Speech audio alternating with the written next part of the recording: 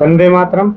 स्वस्थ समृद्ध परिवार निर्माण प्रयास केंद्र दिल्ली से आप सबका भाई गोविंद चंद्र प्रसाद भाई राजीव दीक्षित जी के व्याख्यानों से प्रेरित और प्रोत्साहित होकर स्वदेशी चिकित्सा के प्रति जागरूकता का कार्य जमीनी स्तर पर और सोशल मीडिया के माध्यम से यथासंभव कर रहा हूं। और इस कार्य को करने में जो सहयोग, आशीर्वाद, अनुभव, मार्गदर्शन आप सभी का मिल रहा है, उसके लिए आप सभी को कोटि कोटि नमन।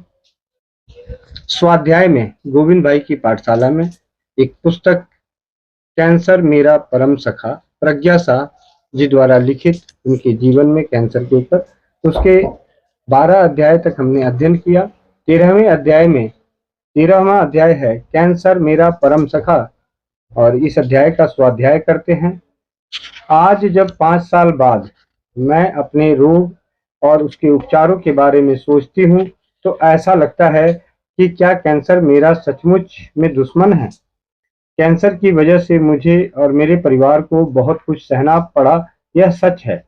लेकिन कैंसर का समाचार मिलते ही कितने मित्र, कितने ही स्नेही जन मुझे प्यार से, ममता से मिलने आए। सालों से ना मिले हुए लोग भी खबर सुनते ही मुझे मानसिक बल देने के लिए मिलने आए। उपचार अवधि के सिलसिले में मुझे पता चला कि मेरे कई शुभचिंतक इस दुनिया में हैं। उनके दिल में निकलने वाली प्रार्थना, सद्भावना और मित्र भाव की लहरें मेरी जीवन ज्योति को ईंधन दे रही थी। मेरे स्वजन मेरे लिए जो कष्ट उठा रहे थे, बड़े प्यार से, ममता से, सावधानी से मेरी जो सेवा कर रहे थे, मेरे लिए वह उनके प्यार की रसीद थी।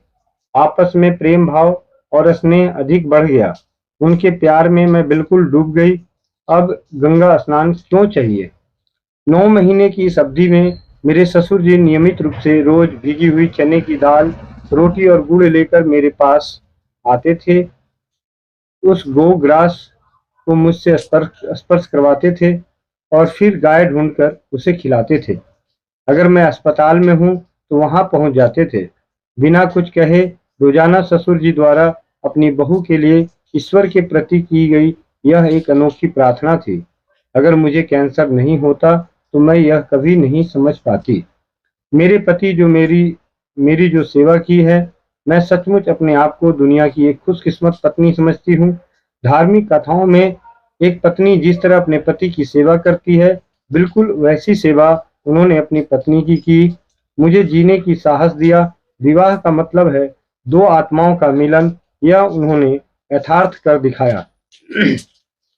कैंसर को काबू में लाने में मेरे डॉक्टर, मेरे पति, बच्चे, परिवार के सदस्य और मित्र परिवार सभी ने मेरा साथ दिया। इसी कारण कैंसर होने पर भी मैं अपने को भाग्यवान समझती हूँ। यह तो कैंसर की ही कृपा है।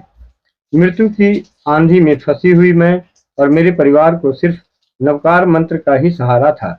मैं और शैलेश संपूर्ण श्रद्धा से नवकार मंत्र की शरण में गए।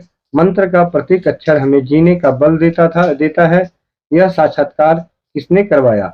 अवश्य ही कैंसर ने। इस अवधि में मैंने ईश्वर को अपने निकट महसूस किया।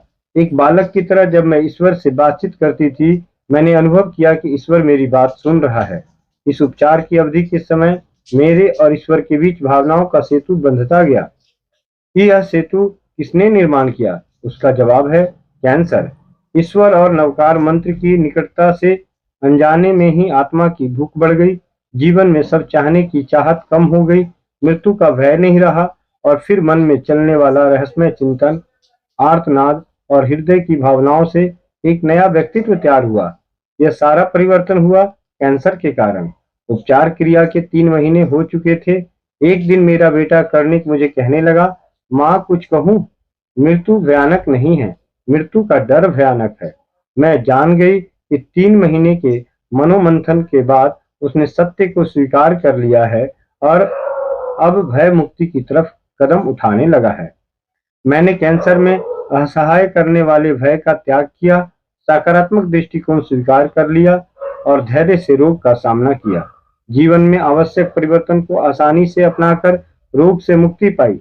मेरे बच्चे उसके साक्षी बने। कैंसर ने ही मेरे बच्चों को सकारात्मक, विधायक दृष्टिकोण लाया और उन पर आत्मविश्वास का सिंचन किया। अब उन्हें मृत्यु का भय कभी विचलित नहीं कर सकता। गृहस्थी में या दुनिया में हर एक को अपना एक अहंकार होता है कि मेरे बिना घर नहीं चल सकता, सारी गृहस्थी बिगड़ जाएगी।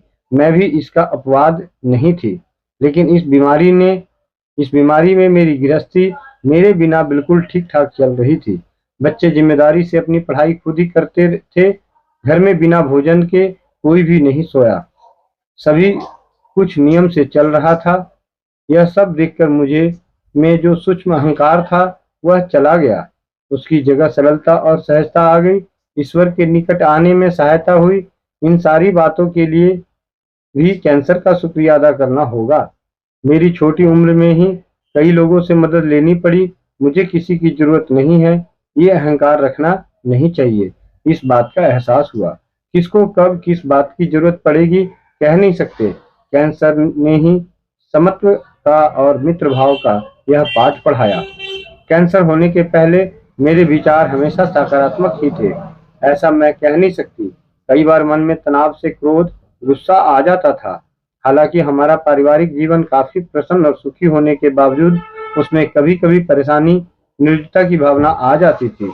अब मुझे आसानी से मिलने वाले सुंदर जीवन का मूल्य पता नहीं था। अब मैं प्रत्येक पल का मूल्य समझ रही हूँ। अब मेरी राय से आने वाला हर पल ईश्वर की देन है। मैं उसे व्यर्थ गंवाना नहीं चाहती। मैं हर पल जागरूकता से जीना चाहती हूँ। जीवन की ओर देखने के दृष्टिकोण में बड़ा ही परिवर्तन हुआ। अब चाहे संकटों के पहाड़ टूट पड़े, फिर भी मैं हर पल प्रसन्नता से बिताती हूँ। किसी भी प्रकार का तनाव झटके से हटा देती हूँ। मुझे किसी की शिकायत करने की इच्छा नहीं होती, और कभी ऐसा प्रसंग आ गया तो तुरंत ही अपने आप को संभाल सकती हूँ। जीवन के हर पल की कीमत समझाने वाले और जीवन की समग्र दृष्टि बदलने वाले कैंसर को मैं दुश्मन कैसे कहूँ। कैंसर होने के बाद मैं अपने खुद के बारे में सचेत बन गई। योगासन, ध्यान, आध्यात्मिक पठन चिंतन, नवकार मंत्र का स्मरण नियमित रूप से करती हूँ। आहार विहार की शुद्धि, विचारों की स्पष्टता, ईश्वर से भावनात्मक निकटता, इन सारे विषय कारक सुखदायक परिवर्तनों से मेरा जीवन संपूर्णतः बदल गया है। यह कैंसर की ही कृपा है। मेरी दृष्टि से कैंसर अंधकार की लहरों पर सवार होकर आने वाला तेजोमय देवदूत था। तब कैंसर मेरा दुश्मन कैसे हो सकता है? उसे तो परम सखा ही कहना चाहिए। ये था चौथे अध्याय कैंसर मेरा परम सखा प्रज्ञा शाह की पुस्तक से लिखित 13वें अध्याय में कैंसर मेरा परम सखा कैसे, उसकी अवलोकन समीक्षा की। और इसके लिए कोटि-कोटि नमन प्रज्ञा बहन को, क्योंकि प्रज्ञा बहन ने की जीवनी से, जो जरूरी नहीं कि कैंसर जब हो तभी हमें अपने जीवन के इन अस्तित्व मूल्यों को समझना चाहिए। इनकी विचारधाराओं से, इस जीवनी से जो बातें हमें शामिल हुई है, तो हमें अभी इसी पल से उन पे अमल करना चाहिए और अपने आप को एक निस्वार्थ भाव का जीवन, संतोषजनक जीवन जीना चाहिए। सकारात्मक दृष्टि से जीवन जीना चाहिए। वंदे मातरम। जय हिंद, जय भारत, जय राज्यवाद। आप सबका भाई गोविंद शरण प्रसाद।